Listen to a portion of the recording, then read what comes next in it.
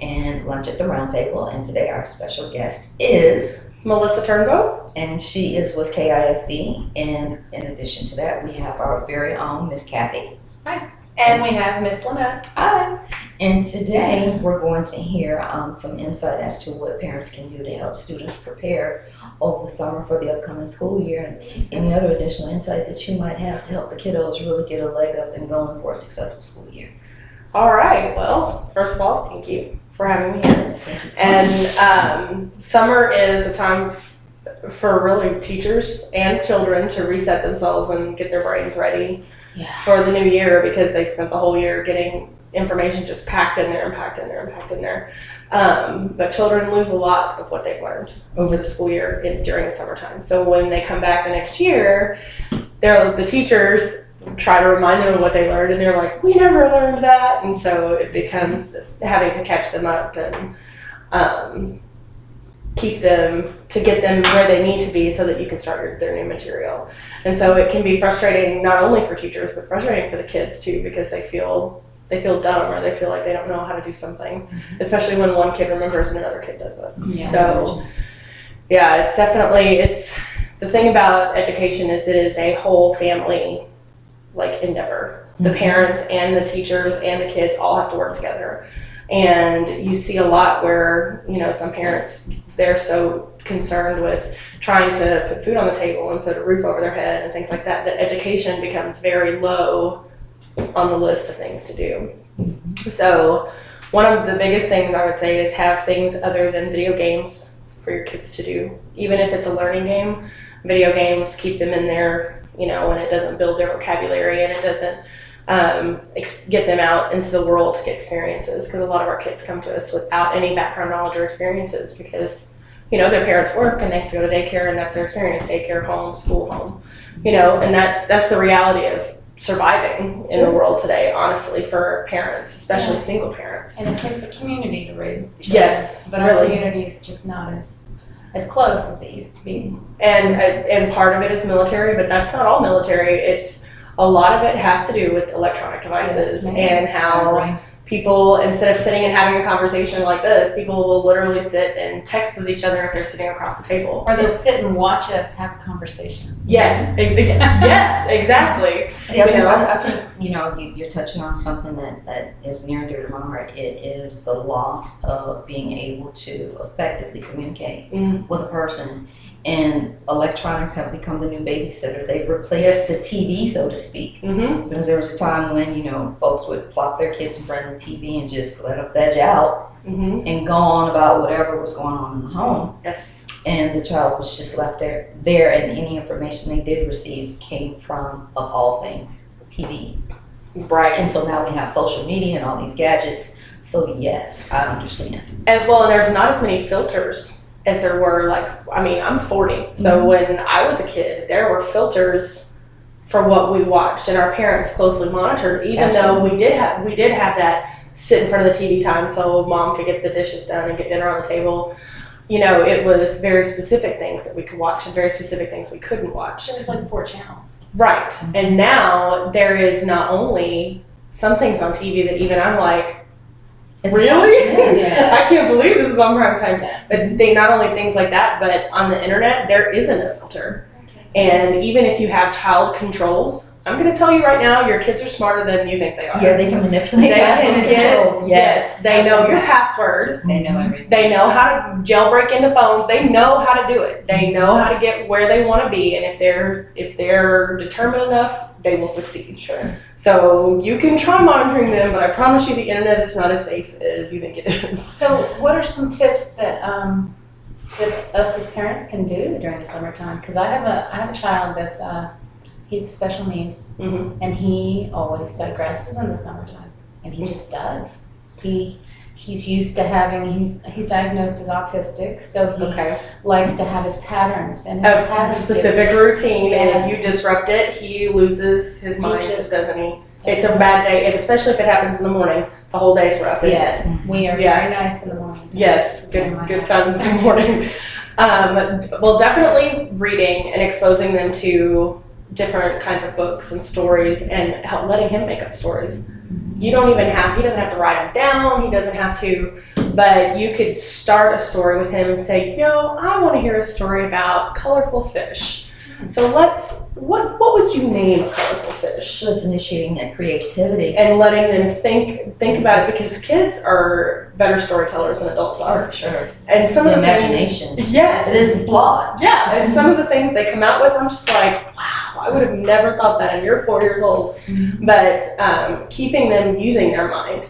Because they're using their mind when they're playing a video game, but it's a completely different part of your brain. Sure, the engagement is totally different. The engagement's totally different, and it's a different part of it's part of your fine motor skills, and it's part of multiple thinking, but it's not your creativity, because you're not creating anything when you're doing a video game. You're following steps, and you're not creating anything when you're watching TV. Your imagination might be being fed because you can build on that, but if nobody ever asks you about it or asks you to think about it, then TV's just TV. It's stagnant. Yeah, and then writing, coloring, painting, without any. The coolest thing about being a parent in the summer is that you don't have to limit it like a teacher does. When a teacher is teaching them to do something, we'll say, oh, well, we're going to do this awesome painting, but you have to paint this, because this is what we need to see to do our assessment, or to make sure you know. But as a parent, you can say, oh, you know what, draw me the most beautiful picture in your brain, and just let them do it. And some things they'll come out with, you'll be like, wow, because they know more than you think they do, they hear more than you think they do, and then talk to them. That's the other thing. Parents, okay, look, I'm on the real talk right now. It sucks taking your children to the grocery store. It sucks. I'm not gonna lie. They've got all these fun things at the front of the counters, all these $5 boxes of cereal that have these cool toys in them. And then if they don't get it, there's fits and there's crying and there's sneaking stuff in the car. I get it, because I have godchildren and I know it's a pain. However, the grocery store, Walmart, anything like that is like the biggest teaching time, because there's numbers, there's money, there's colors, there's letters, there's things that you want. Patterns. There's so many things. And it literally, you can give them 3 things on a list and say, find me 3 yellow bananas. They know what a banana is. Yeah. And they can go, he can find you bananas, because he eats bananas, doesn't he? My kids would get really smart and they find bananas on muffins. So, and that's fun, and say, okay, now do you think that's the kind of bananas that I'm talking about? Or you might have to be super specific and say, we are in the vegetables section, only actual bananas, or so. I have a single parent household, so when we go to the grocery store, it's not the same as when other people go to the grocery store.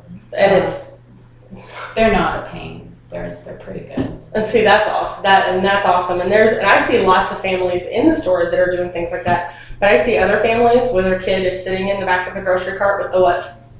Cell phone or the gadget. What do you suggest? Well, let me back up a little bit. I grew up where doing something, like I said, I came from a family of educators. So even though school proper was not in session, school was still in session. So it was reading, it was doing projects and going outside and using your imagination. And also those fun workbooks that you love coming up. However, those resources back then were quite, useful and helped to keep the development going. Do you see parents still doing that? Because I'm in the 40-something club too. Yeah. So do you still see that with parents? And some parents, and I'm going to be honest, a lot of times it's parents that are more in our age range than very young parents. But sometimes it's because they don't know what they don't know. This might be their first child and their first kid in school, and they, their mom didn't do it, so they don't see it as beneficial. They see it as something that they have to make time for. Something my mom did see, and I was lucky until I was, I think, 13. My mom was a stay-at-home mom. Before she went back to work, she waited until we were a little bit older. But again, in this day and age, that's almost not possible for probably 98% of families too. So my mom always did quiet time. And so after lunch, we always had 2 hours where we could read, we could do puzzles, but the TV couldn't be on. We couldn't talk to each other because, then we'd be fighting because we're brothers and sisters. Sure. But just having a set time in the day, and honestly, a good time for that would be dinner time. Well, not dinner time, but preparing dinner. If you have to prepare dinner at night, put your kid at the dining room table and let them color and let them talk, and just talk to them while you cook. Because a lot of times cooking is a second hand thing that you just do because you know how to make spaghetti or you know how to this. And you're giving your kid attention, even though you're still taking care of something. You don't feel like you're shorting your life and the things that you have to get done in order to survive and keep your children healthy and well fed. But you're still giving your child that attention, and you're still asking them those questions and getting them to really talk. Because the other thing is, kids don't know how to process things that they think. And so hearing you talk about how you process things you think helps them with that.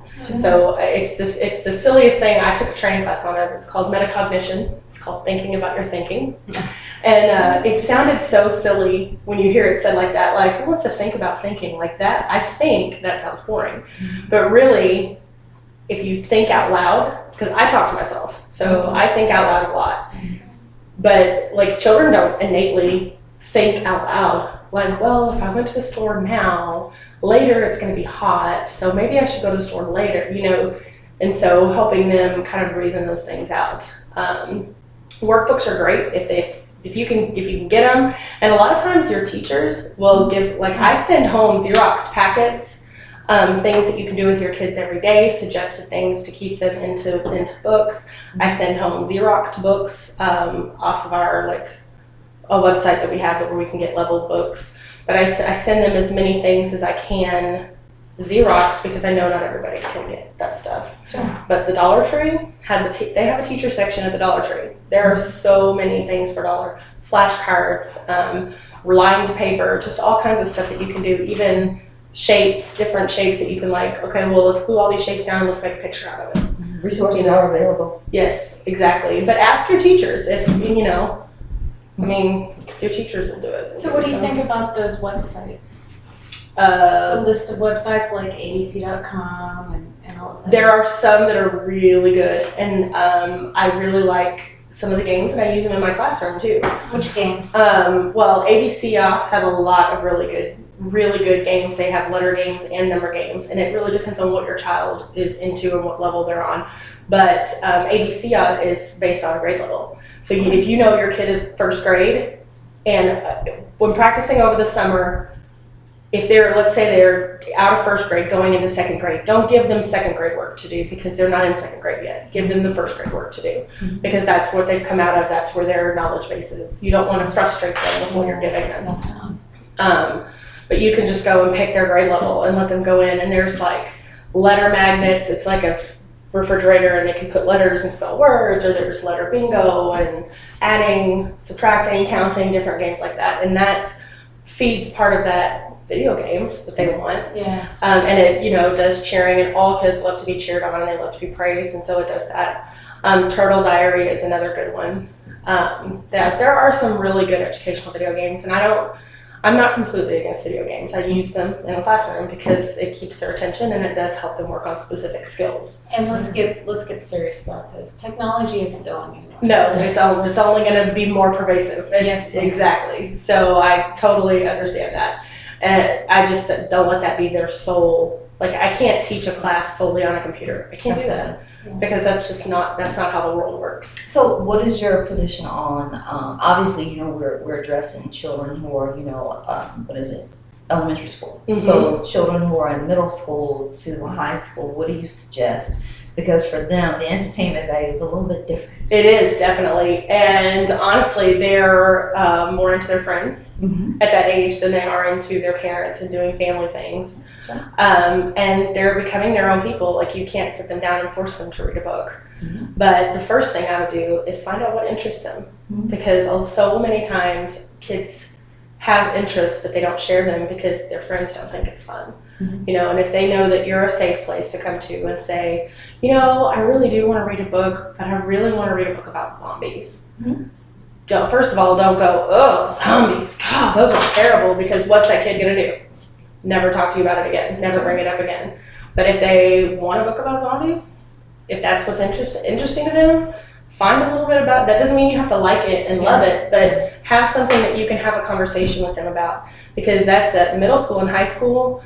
That's when they really need to develop those social skills that they're going to need for jobs, for job interviews, for college, and they don't get it. I mean, we get essays from people in high school who spell everything like it's a text message Mm-hmm. because that's how they talk. And so and that's how their parents talk because, our age group, we came around to texting and, integrate ourselves in there. Yeah, I mean, my dad is just now, he's 66, and he is just now really getting into text messaging, and it takes him about 20 minutes to respond to a text message because he writes an entire novel. Mm-hmm. But I've gotten him past calling me to make sure I got the text message because that's what he used to do, see?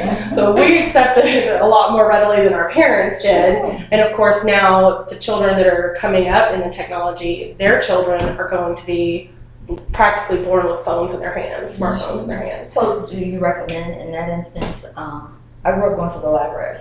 Oh gosh, I love the library. I love the way it smells. I love the smell of the library books. Yes. And so would you recommend, taking that alternative stance of mixing up going to the library and the bookstore so they get a feel for both? But Yeah. at least, being able to assert themselves into the library and know how to get around. And know how to use it. Yes. And honestly, that's kind of a fun outing for, well, I mean, I guess it would be fun for me because I love books, but yeah, but especially if a kid's never been to the public library, Mm-hmm. can you imagine how crazy it would be to be the first time kid, even if you're 15 and you know what a library is, but you've never been to the public library, Mm-hmm.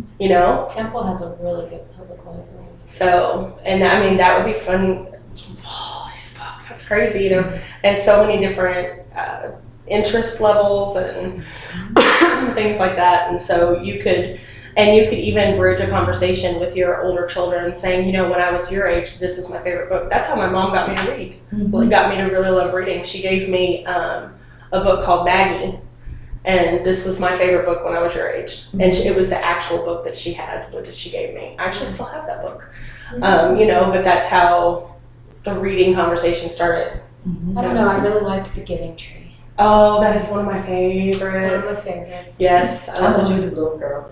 I read all those too. I was a Judy Blume I girl. prefer Nancy Drew That's Nancy Drew. I never really got into Nancy and the Drew. Hardy Boys. I never really did. I've read some, but yeah, it was Judy Blume and all those Junie B. Jones. I mean, I still, yes, She's a riot. Junie B. She's Yes. something else. Yeah, so that's.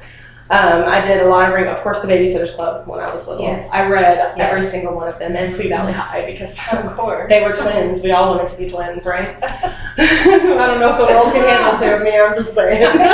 I think the other thing that's interesting is, I know for us, we introduced our son to poetry. He loves poetry. Mm-hmm. And I think that's another, very inventive way for kids to develop use of the English language Yes. creatively and to really expound on their own vocabulary Yeah. extensively. No, really. Yes. It is. And poetry is a hard concept for kids, and it's a hard concept for some adults. Sure. There are some abstract poems. to a degree. Yes, and there are some poems that I read and I'm just like, oh, that was amazing. And then there are some poems that I read and I'm like, Didn't quite get it. yeah, and I think, but that's the thing too is, yes, you might have to read something that you don't like, but it doesn't mean you have to like it. It just means that that's part of life, but if you can choose to read for enjoyment and read what you love. I really feel that rap lyrics could be a type of poetry. No, No, rap is poetry. It is. It started out that way. it is. Mhm. And honestly, Expression. if you there's many songs, and actually I believe you can Google search it, but if you just get the lyrics and read it like a poem, Yes. the whole context of the song changes, or the whole context of the meaning changes. Absolutely. Mhm. You can find, I won't use his name right now, but there was a rapper who referenced Shakespeare quite a bit in his rap lyrics. And a lot of people don't know that. But if you ever go back and look at his stuff, you'll see that he did reference Shakespeare quite a bit. So it's out there for people to, and it's taking the opportunity to dig deep and beyond the surface level. Well, and I read an article about Eminem the other day that he has the biggest number of unique vocabulary words because he uses vocabulary words that aren't normally used in songs. Sure. So even analyzing the lyrics of an Eminem song, you can increase your vocabulary because in the context of those words, you can know what that particular vocabulary word means.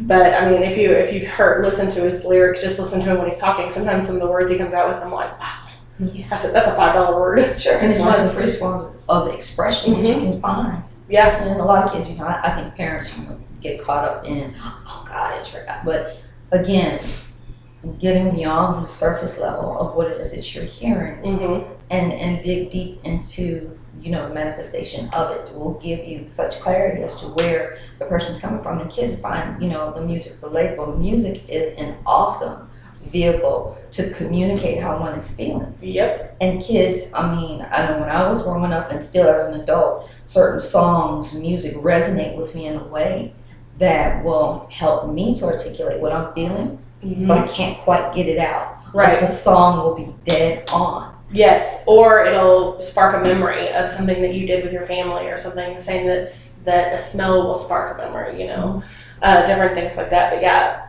music I love music, but I love words, and I love, that's my favorite thing teaching, is teaching reading and words and breaking up words and being like, oh, well, why does it make that sound, So, but my mom was a big reader and my dad's a reader, and so it's just, reading was normal in our family. And so it surprised me when I started teaching, and it wasn't normal in most families. And I'm just, because, that's the experience that I had when I was a kid. So trying to make it normal in my, and I always say, like when I read a book I really like, I'll say, this is Miss Turnbo's favorite book.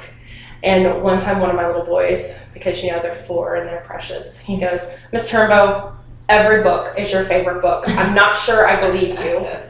And I was like, well, it's just because I love reading so much. And he's like, okay. You're so opinionated.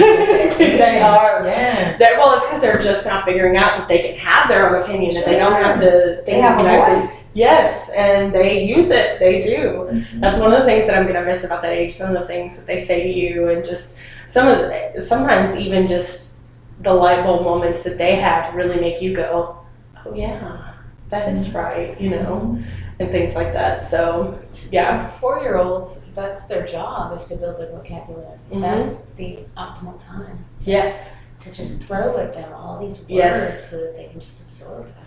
Yeah, that's like, I think it's 10,000 words a year. Yes. For the ages 3 to 5, their vocabulary will grow 10,000 words a year, I believe, if they're properly, but if they're not read to, it's half that. Oh, wow. And I think you can also, here we go with the internet, and you can pull out sight words.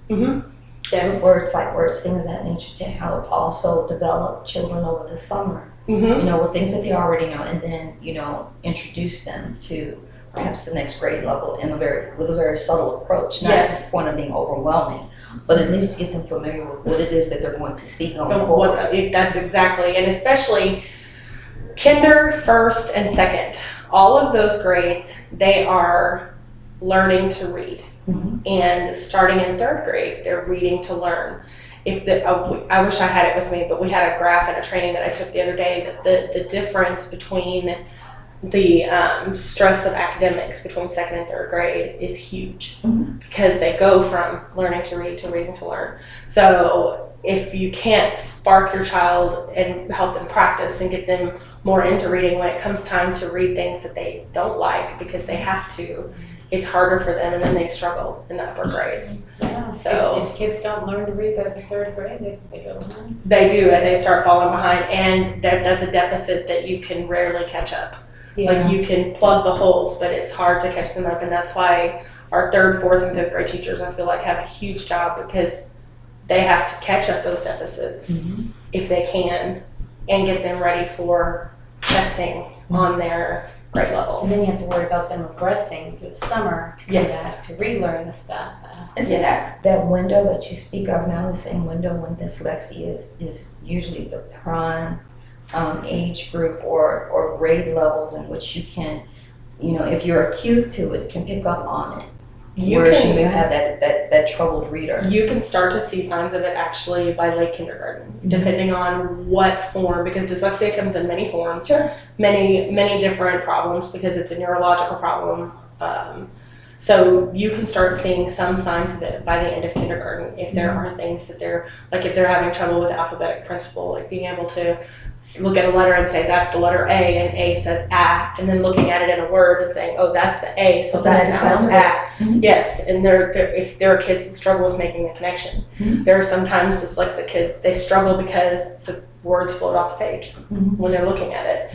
And so it's really something, if your kid is a struggler and your teacher is telling you that they're struggling, I promise you we're not telling you that to make you feel bad about your parenting or to make you feel bad and, want to baby your child. We're telling you that so that we can work together, because we want the same thing you do. We want your child to be successful. We want them to see that it doesn't matter if they struggle in reading, that they are still capable and that they're still smart and they can do it. It is. And so if you know your kid is struggling, talk to them, work with them, see what they say. Because if they say, Mom, the words don't stay on the page, well, that right there, you're the one that can advocate for that, because you're that child's parent. When I'm a teacher, I have 23 children.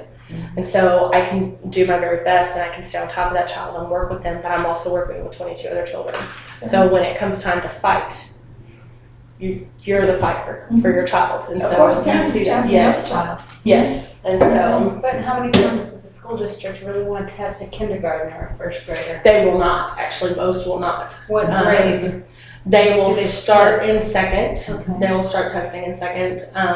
Sometimes they'll test in first, and I know because I taught plastic chairs. I taught kinder and pre-K, so they don't test in kinder or pre-K.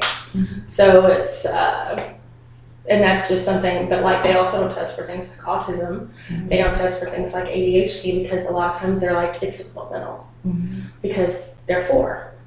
Yeah, it's hard to say. And It's a challenge. yeah, and sometimes parents aren't ready to hear that Sure. too. And it's, I can't imagine. I have a godson who's autistic actually, so I can't imagine. And I know how I felt, even though I could see signs. I know how I felt when the diagnosis was there for real, and like, well, now we know what it is, so let's handle it and let's do what's best for him. Sure. But leading up to that diagnosis, and I mean, you said you have a special needs, so I totally get it. And so I get why some parents don't want to. Sure, and it's understanding, you mentioned before, you have, a scale where you can have a mild form to the most severe, and all that falls in between. Yes. It's identifying where that child is in order to meet their needs. And part of that is talking to your child, because like we were talking about earlier with the schedule with your child. You know your kid, Yes. and by talking with your kid, spending time with your kid, that that's going to throw his whole day off.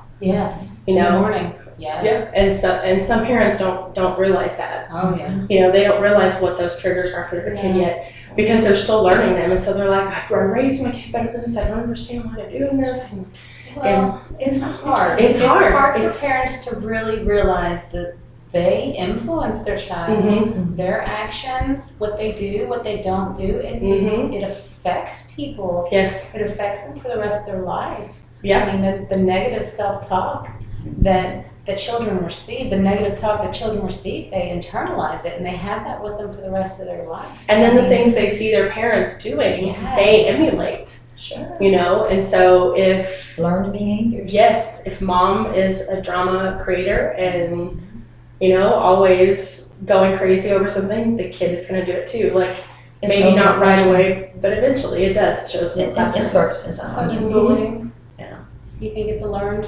Some of them, some things are like being a mean girl. Like I've had them in pre-K, believe it or not. Wow. Oh yeah. But parents were very similar in personality, Mm-hmm. and so it's something. And it was a single mom, and so that's the only exposure that she was the only child. And that's the only exposure She had. that she had to that, and so she was a mean girl to other girls. So well, today you're not my friend. Oh well, I don't like what you're wearing, so I'm not going to talk to you, kind of thing. At 4, and it's no, I'm totally with you. And How did you do it? How'd you handle that? It was difficult, and the little girl was very defiant about it because she didn't want to be corrected. Right. But she learned that you're not going to treat people like that in this class. You're not going to, because It takes one mean person to just ruin. well, and then she would get offended when somebody would be mean back. And I'm like, well, what do you expect?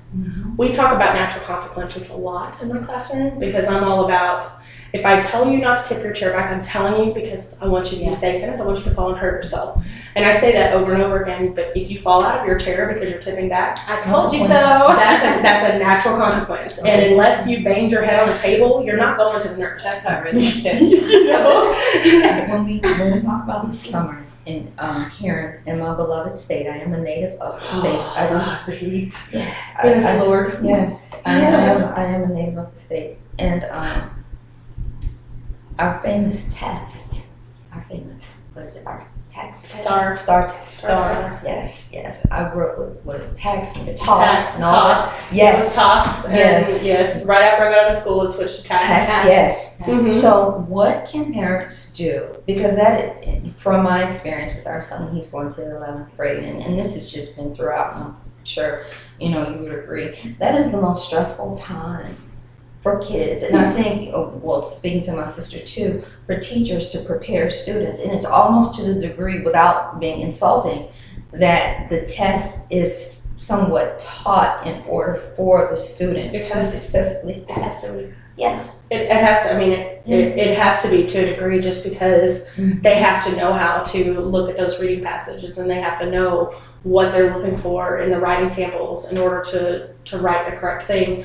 But there are some children that have stress and anxiety that can't handle that, and there are some kids that on test day come to school bawling because they're scared to death. But it's because we put so much pressure on it. Because I think data is important. I think standardized testing is important to a degree, because I feel like there's a certain level and you need to know which kids hit which level in order to meet them where they are. Exactly, in order to meet them where they are. But I really feel like it's an assessment tool that should lead your instruction more than a way to say, well, this kid's low, this kid's high, this teacher didn't do a good job because 14 of her kids failed it. But there are so many other factors involved, and I think that's where the problem is the other factors that are involved, because you can't take a test that's black and white and put it into something as gray as education. Absolutely. Education is totally gray. It's because there's so much latitude within it. I'm sorry. Yeah. And they force everybody to take this test. The same exact test. No matter what they are. You need to have an IEP. I actually kept my son home this year. For 2 weeks, I had to keep him home so he didn't take any of that test. What do you suggest parents do to help their children prepare? Well, for testing, Don't do what I do. For testing, I'm going to be really honest. I would talk to them about how no matter what happens, no matter how you do, I believe in you. And even if you fail the test doesn't mean that you're smart or not smart. Absolutely. But these kids, when they get in the middle school and the high school, they get docked when they fail that test. They lose privileges. It's a big deal. Yes, And I know, it's and that's negative reinforcement. And that is a problem in the education system. But that's because people who make laws about education aren't in the field. Well, truthfully, so I go to Belton ISD, my kids' kids, and they passed a law this year where a principal can pass a student even if they do. See, and I think that's great, because I think that It was probably due to my kid not going to school. but that's good though, because there do need to be changes made, and teachers and parents need to work together instead of against each other if they want to change things like that, because teachers hate standardized testing as well as parents do, and that's honest. But teachers also see the value in it, because we want to meet our kids where they are, and we want to be able to help them. It would take the community keeping all of their students home. That would change it. I mean, there's simple things, but the fact is we're stuck by society. We have to go to our job. We have to do That's exactly what I was going to say. You couldn't take off 2 weeks if you're the sole breadwinner in the house and you work at a minimum wage job and you don't have sick time. There's so many of those situations that they can't do that. That's why they send their kids to school sick. That's why, I'm pumped up on vitamin C the entire school year so that I don't get what they have, because they come and when they come to school, you have to mother them just like if they were home, So if I have kids that when they're tired, I'm like, okay, well, put your head down and sleep, because I'm not going to get anything out of you anyways. So I would much rather you be fresh, and I would much rather you get the information that we're going to be learning, in 20 minutes and let you take a power nap and feel better about yourself. So would it be savvy for a parent to look at maybe the analysis of previous scores as far as, where it was within our state, we'll talk about Texas, to see what the percentile looked like for reading and math in areas where we were strong, areas where we weren't so strong, and perhaps to put some emphasis or focus on that over the summer with providing resources and tools for their kids over the summer to help them cultivate, that knowledge and really get it, in their minds. And a lot of it, they do multi-step type questions now on the STAR test. It's one of the things that, so instead of us saying, what's the answer, A, B, C, or D, and then they pick one, now you have to find this answer, and then find this answer, and then find this answer in order to choose the correct answer, which is, it's great because it teaches them reasoning, and because how many times a day do you have to reason out a situation as an adult? Too many. And our children don't have problem solving skills. Like literally, I would have kids standing next to an empty chair going, Ms. Turnbo, my chair is not at my table. Okay, there are 36 chairs in this classroom and there are only 23 students. You can find a chair and put it at your table. Solve your problem. But because we have to teach kids how to do that. And so that's, it's no longer giving them information and then expecting them to regurgitate it. You have to help them think through it. You have to help them be able to reason it and solve multi-step problems. Right, and work multi-step. And so, and another thing is solving it for your kid. Like don't solve the problem for them. Let them solve it unless they've asked you for help or asked you for intervention. So they can get this information. They can resource it and look and see what's going on. Yeah. Okay. Yeah, and there is every school, like for example, KISD, you can go, they're called report cards. So schools have report cards and you can go see how the school does. You can see how they do based on other schools in the district, based on the other schools in the state of Texas. There's all different kinds of rankings out there. I will tell you that some of the rankings, it depends on what they're, they put out an article in Killeen Daily Herald just not too long ago about the rankings, and all the high schools failed except for one. But one of the things that they rate, if it's the one I remember correctly, one of the things they rate is absenteeism. Well, absenteeism is harder to control, especially in a military town, because sometimes they will not come to school for a week because they're getting ready to PCS, and then they'll come and unregister at the very last day of that week. Well, that's 5 days missed school.